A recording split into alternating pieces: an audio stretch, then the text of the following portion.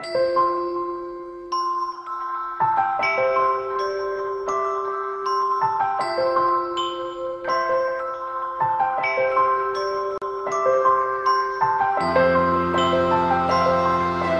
आपके सामने हूं क्योंकि अशोकराव जी चौहान साहब आएंगे और 10 बजे के पहले अपने को ये सभा पूर्ण करनी पड़ेगी।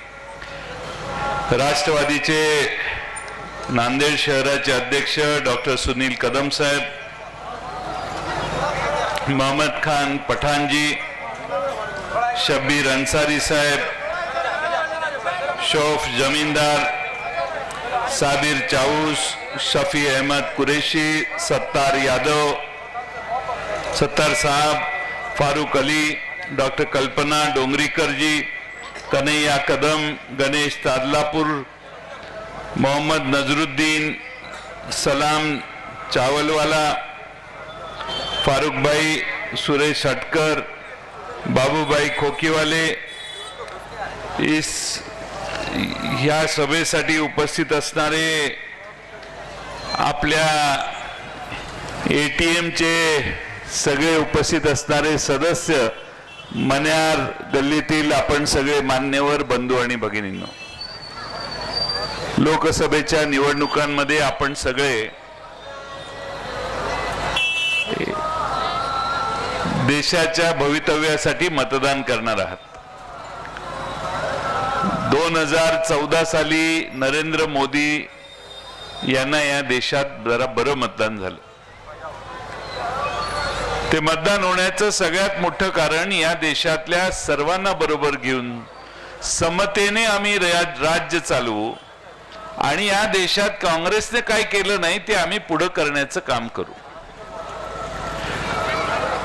फार मोठ्या प्रमाणात मोदी लाट आली, भाजपचा विजय झाला। भाजपच्या विजयानंतर 5 वर्षाचा कालखंड कसा गेला हे आपण सगळ्यांनी बघितलेलं आहे।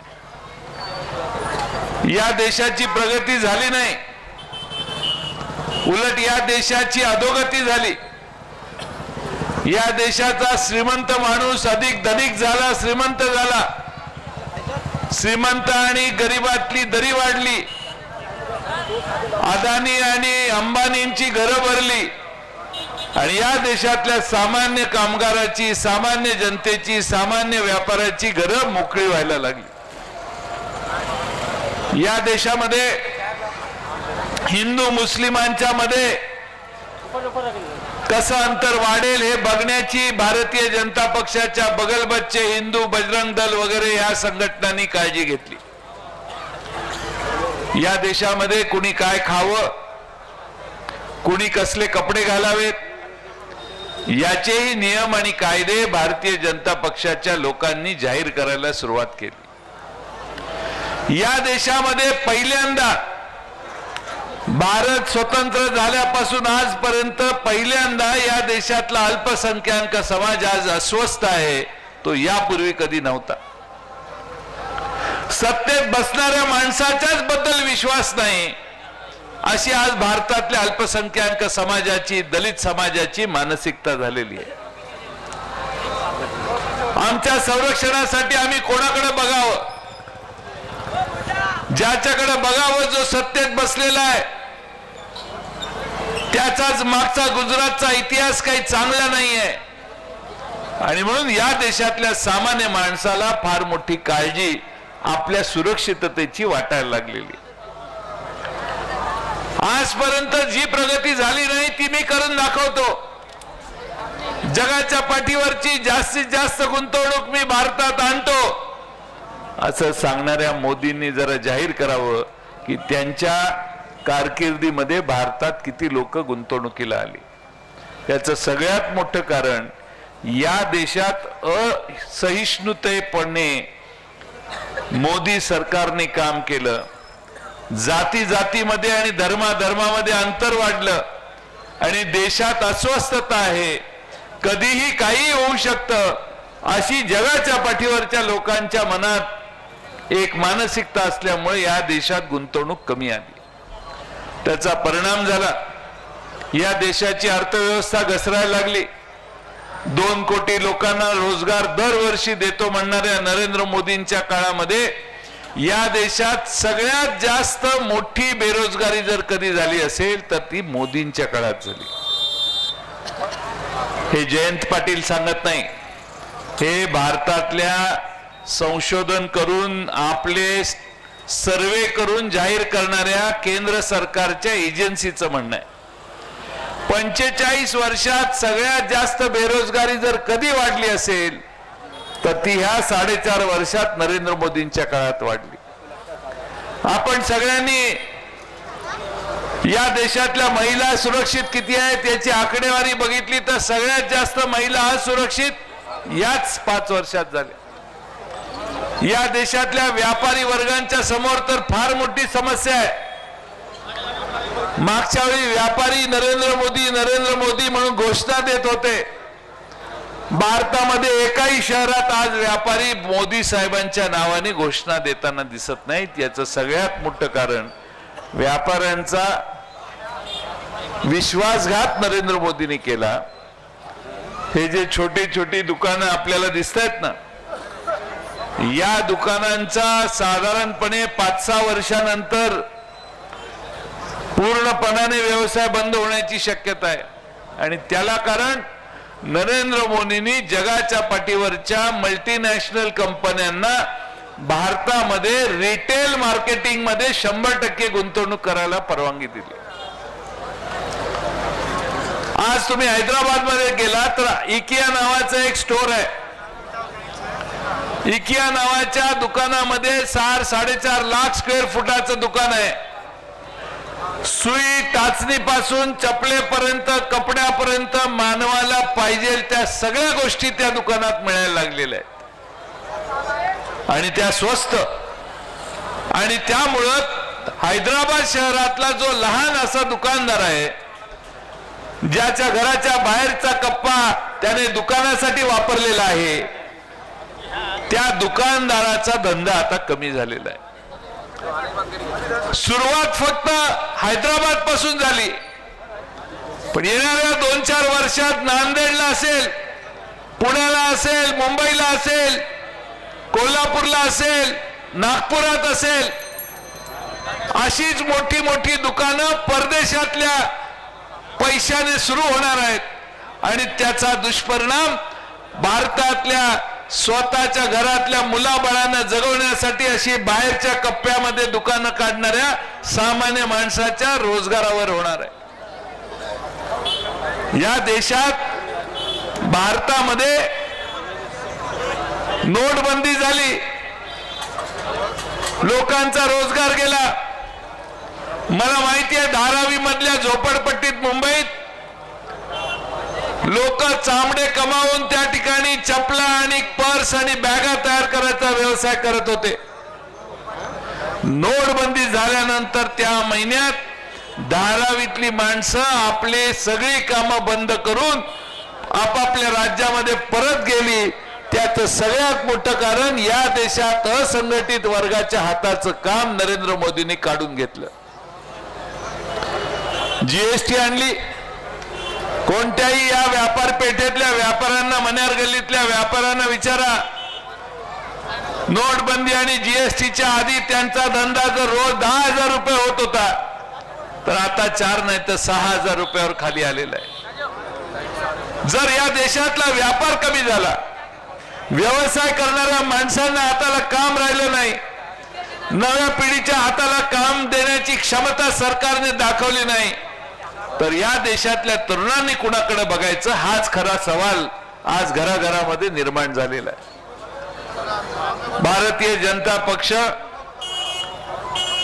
न खाऊंगा न खाने दूंगा म्हणणाऱ्या नरेंद्र मोदींच्या बरोबर राहिलाय. भारतामध्ये राफेल मध्ये नरेंद्र मोदींच्या कालखंडामध्ये किती विमानाच्या किमती वाढल्या याची देशभर आकडेवारी सांगितली जाते, पण नरेंद्र मोदींना त्याचं उत्तर देता येत नाही. आज भारतामध्ये एका बाजूला न खाऊंगा न खाने दूंगा म्हणून सांगत नरेंद्र मोदी देशभर फिरतायत, पण त्यांच्याच काळामध्ये भारतामधून नीरव मोदी, मल्ल्या, चोक्सी असे सगळे दिवसा ढवळ्या बँका लुटून इंग्लंड मध्ये जाऊन बसलेले। टीव्ही वाले जातात, त्यांचा फोटो काढतात, रस्त्यावरून चालताना चोक्सीला, नीरव मोदीला दाखवतात। दिवसा ढवळ्या लंडन मध्ये माणूस फिरतोय, पण भारतात आणायची ताकद नरेंद्र मोदीच्यात नाही। फार परत नरेंद्र मोदी एखादं पत्र पाठवतात, एखादी तक्रार करतात, एखाद्या कोर्टात, ब्रिटिश कोर्टामध्ये अर्ज करतात। एका बाजूने भ्रष्टाचार थांबवतो म्हणायचं, पण बँका लुटून जगाच्या पाठीवर पळून गेलेल्या लोक दिवसा ढवळ्या गेली। नीरव मोदी तर नरेंद्र मोदींच्या दावोस नावाची जे स्वित्झर्लंड मध्ये एक गाव आहे, सगळे उद्योगपती येतात, त्या ठिकाणी नरेंद्र मोदीच्या मागे नीरव मोदीने उभा राहून आपला फोटो काढलेला आहे। तो फोटो जगात प्रसिद्ध झालेला आहे। आणि त्यानंतर 8 दिवसांनी नीरव मोदी देश सोडून गेला।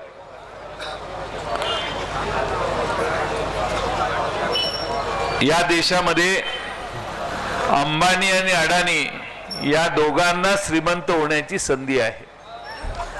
आज BSNL हे देशाची फोनची सगळ्यात मोठी कंपनी काँग्रेसच्या काळात निर्माण झालेली। आपल्याकडे येणारे बहुतेक सगळ्यांच्याकडचे फोन आणि ग्रामीण भागातल्या लाईन सगळ्या टेलिफोनच्या BSNL ने घातलेल्या आहेत। 1.25 लाख लोक त्या BSNL मध्ये काम करतायत। त्या BSNL ला बंद पाडून त्या BSNL चे सगळे अधिकार रिलायन्सच्या जिओ फोनला देण्याचं काम आज भारतीय जनता पक्षाच्या राजवटीत जवळपास पूर्ण होत आले। आता BSNL ला कामगार नको झालेत म्हणून 57,000 कामगारांना कामावरून काढण्याची तयारी BSNL भारतात करायला लागली। एका बाजूने न खाणे दूंगा म्हणायचं आणि दुसऱ्या बाजूने अप्रत्यक्ष अशी विमानं, अशी वेगवेगळ्या केंद्र सरकारच्या मालकीच्या कंपन्या विकायच्या, ही भूमिका नरेंद्र मोदींनी मागच्या 4-5 वर्षात पूर्ण केली। आणि म्हणून माझी आपल्याला विनंती आहे, येणाऱ्या काळामध्ये यंदाच्या निवडणुका या फार महत्वाच्या आहेत।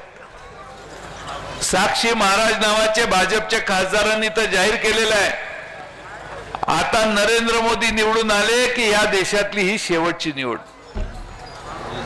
हे मी नाही म्हटलो, भाजपच्या खासदारांनी जाहीर केलेलं आहे। डॉक्टर बाबासाहेब आंबेडकरांनी तयार केलेल्या घटनेत पहिल्या दिवशी देश स्वतंत्र झाल्यावर भारतातल्या जनतेला एका मताचा अधिकार डॉक्टर बाबासाहेब आंबेडकरांनी दिलेला।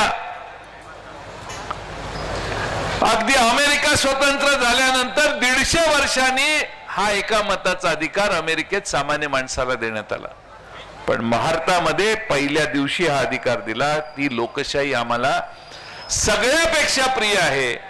भारतातली जनता पडेल ती किंमत देईल, पण ही लोकशाही बंद पडून देणार नाही। असं असताना साक्षी महाराज सांगतो, ही शेवटची निवडणूक म्हणजे विचार करा, एक खासदार देशात पाठवायचा असताना आपल्याला ताकदीनं काँग्रेस, राष्ट्रवादी काँग्रेस, स्वाभिमानी शेतकरी संघटना या आघाडीचाच माणूस दिल्लीत पाठवण्याशिवाय तरणोपाय नाही। आमच्या महाराष्ट्रामध्ये ज्यावेळी देवेंद्र फडणवीसांना लक्षात आलं की मुस्लिमांनी आपल्याकडे पाठ फिरवलेली आहे, दलित समाजाने आमच्याकडे पाठ फिरवलेली आहे, इतर OBC समाज आमच्यापासून दूर चाललेले आहेत, असं ज्यावेळी त्यांना वाटायला लागलं, जाणीव व्हायला लागली, धनगर समाज भाजपवर चिडलेला होता, या सगळ्याची जाणीव झाल्यानंतर एकदम अचानकपणाने वंचित बहुजन आघाडी नावाचं एक नवं पिल्लू महाराष्ट्रात तयार करण्यात आलं। वंचित बहुजन आघाडी महाराष्ट्रामध्ये आमच्या बरोबर यावी म्हणून आम्ही प्रयत्न केले। आम्ही त्यांना विनंती केली, तुम्हाला 2 जागा, 4 जागा, 6 जागा पाहिजे त्या घ्या, पण भाजपचा पराभव करायला मत फुकट जाऊ नये त्याच्यासाठी तुम्ही आमच्या बरोबर या।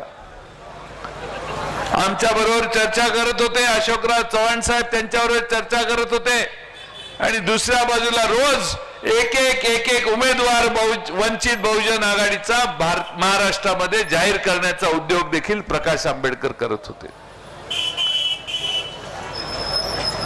मी इंग्लंडला, अमेरिकेला हार्वर्ड विद्यापीठामध्ये एका चर्चा सत्रात भाग घ्यायला गेलो होतो.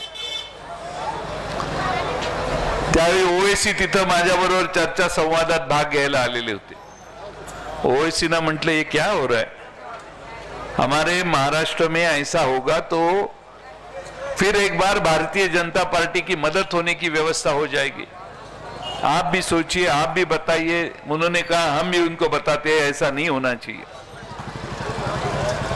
पण झालं. या महाराष्ट्रात 48 जागांवर प्रकाश आंबेडकरांनी माणसं आपली उभी केली. आज आम्ही सर्वांनी तुम्हाला विनंती करायचा प्रयत्न आम्ही करतोय की वंचित बहुजन आघाडीला मतदान म्हणजे भारतीय जनता पक्षाला मतदान. ज्यांनी या भारतामध्ये अखलाक सारखी प्रसंग घडला त्यावेळी एका मिनिटानं अखलाकला श्रद्धांजली वाहण्यासाठी ज्या प्रधानमंत्र्यांच्याकडे वेळ नाही, घरात घुसून तुमच्या घरात गोमांस आहे असा आरोप खोटा करून त्या माणसाला बाहेर काढायचं आणि त्याला मारायचं, जमावाने जाऊन माणसं मारायची, ही नवी पद्धत या 4 वर्षात भारतीय जनता पक्षाच्या माध्यमातून भारतानं पाहिली. कोणत्याही अल्पसंख्याक समाजाला यांनी सोडलं नाही.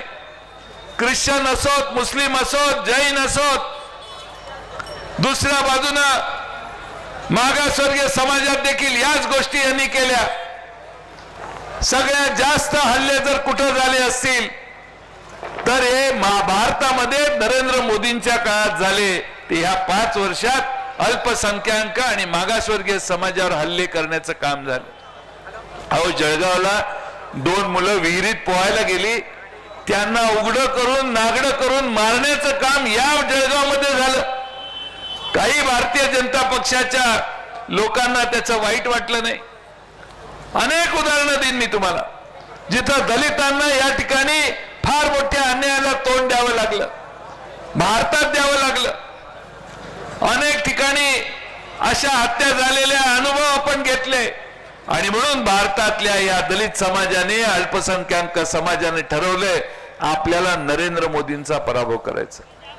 भाजपला घरी घालवल्याशिवाय या देशात सौख्य नांदणार नाही, सुख नांदणार नाही. सगळ्या घटकांच्या वर या लोकांनी फार मोठ्या प्रमाणात जोर जबरदस्ती करायला सुरुवात केलेली आहे. आता हे या निवडणुकानंतर जास्त माततील, आणि एकदा का हे मातले तर मात्र या देशातल्या सामान्य माणसाला जगणं अवघड करून ठेवतील. ही मानसिकता आज देशात तयार झालेली आहे. आणि म्हणून मी आज तुम्हाला विनंती करेन, नरेंद्र मोदी फिरतायत. अटल बिहारी वाजपेयी बघितले, पंडित जवाहरलाल नेहरूंपासून सगळे पंतप्रधान आपण बघितले. या देशात या सगळ्या प्रधानमंत्र्यांनी प्रचाराला मोठे मोठे दौरे केले, पण कोणत्याही देशाच्या पंतप्रधानांनी आपली पातळी कधी सोडली नाही, पातळी कधी घसरू दिली नाही. पण नरेंद्र मोदी अजून 20 मे पर्यंत निवडणूक आहेत, 8 राऊंड होणार आहेत काहीतरी निवडणुकांचे, 8 का 9, अजून पहिला राऊंड झालेला नाही, तर नरेंद्र मोदींची पातळी घसरलेली आहे. वर्ध्याला गेले, शरद पवार साहेबांच्या व्यक्तिगत घरावर टीका केली. गोंदियाला गेले, पुन्हा राष्ट्रवादीवर टीका केली. काल नांदेडमध्ये आले, अशोकराव चव्हाणांच्यावर टीका केली. अहो, तुम्ही देशाचे पंतप्रधान आहात, देशाचं परराष्ट्र धोरण काय, देशाची प्रगती कशी करणार, देशातल्या अल्पसंख्याक माणसांच्या मनामध्ये आलेली शंका तुम्ही दूर कशी करणार, या देशातल्या दलित समाजाला कसं संरक्षण देणार, या देशातली घटना टिकवून तुम्ही पुढे कसं जाणार, हे तर बोला. 2014 साली नरेंद्र मोदी जे बोलले त्यातल्या एकाही विषयावर नरेंद्र मोदी आता बोलत नाहीत, हेही तुम्ही लक्षात घ्या.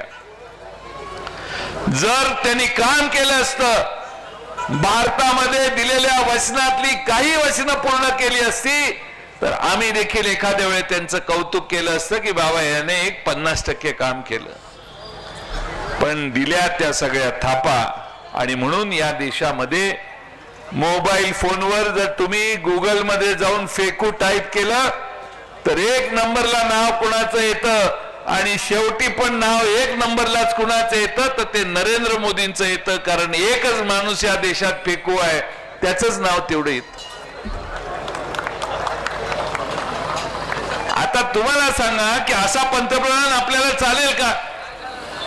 जगाच्या पाठीवर ज्याला फेकू म्हणून माणसं संबोधतात, जो खोटं बोलतो म्हणून माणसं आता त्याचा टीव्हीवर चेहरा आला की बंद करतात आणि टीव्हीवर भाषण ऐकतोय, चेहरा वैतागलेला आहे. या देशात आपली सत्ता जाणार याची खात्री या चेहऱ्यावर दिसते आणि म्हणून जाईल तिथं विरोधकांच्यावर टीका करण्याचं काम हे नरेंद्र मोदी प्रत्येक सभेत करतायत. माझी तुम्हाला विनंती आहे की नरेंद्र मोदींनी पातळी घसरवलेली आहे. नरेंद्र मोदी आज प्रधानमंत्री म्हणून बोलत नाहीत.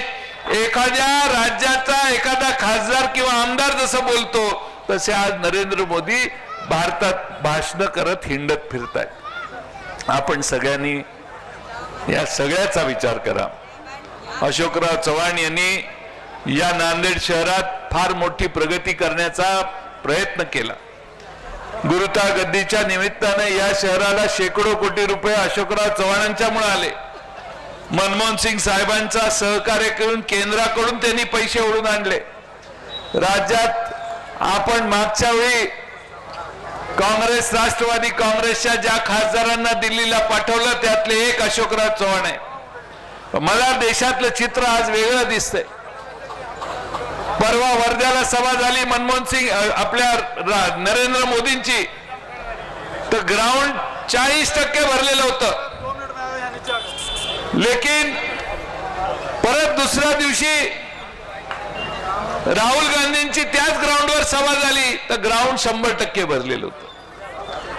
गोंदियाला नरेंद्र मोदींच्या सभेला 25,000पेक्षा जास्त माणसं नव्हती, जिथं 2-2, 3-3 लाख माणसं गोळा होती. आणि ज्यावेळी सभा फेल व्हायला लागल्या त्यावेळी काल नांदेडला 2-4 जिल्ह्यातली पूर्ण ताकद लावून माणसं आणून बसवण्याची पाळी ही नरेंद्र मोदींच्यावर आली. आणि म्हणून देशातलं वातावरण झपाट्याने बदलतंय. आपण या निमित्ताने लक्षात घ्या की कोणत्याही परिस्थितीत राहुल गांधीला जसा प्रतिसाद देशात मिळायला लागलाय, त्यात आमच्या राष्ट्रवादीने जाहीर केलेला आहे की सत्तेवर आल्यावर आम्ही सरसकट कर्जमाफी शेतकऱ्याला देऊ. आणि दुसरी घोषणा केलेली आहे ती राहुल गांधींनी की महिन्याला 6,000 रुपये, वर्षाला 72,000 रुपये या देशातल्या गरीबातल्या गरीब अशा 20% लोकांना आम्ही दर महिन्याला 6,000 रुपये आधारानं देऊ. आणि म्हणून या देशातल्या सर्वसामान्य गोरगरीब माणसाला दिलासा देण्याचं काम हे काँग्रेस राष्ट्रवादी काँग्रेसच्याच काळात होऊ शकेल. आणि त्यासाठी आपल्या सगळ्यांनी प्रयत्नपूर्वक मदत करून अशोकराव चव्हाण साहेबांना मतदान करावं आणि त्यांना मोठ्या मताधिक्याने विजयी करावं एवढंच राष्ट्रवादी काँग्रेस पक्षाचा अध्यक्ष या नात्याने विनंती करतो आणि माझे 2 शब्द पूर्ण करतो. धन्यवाद.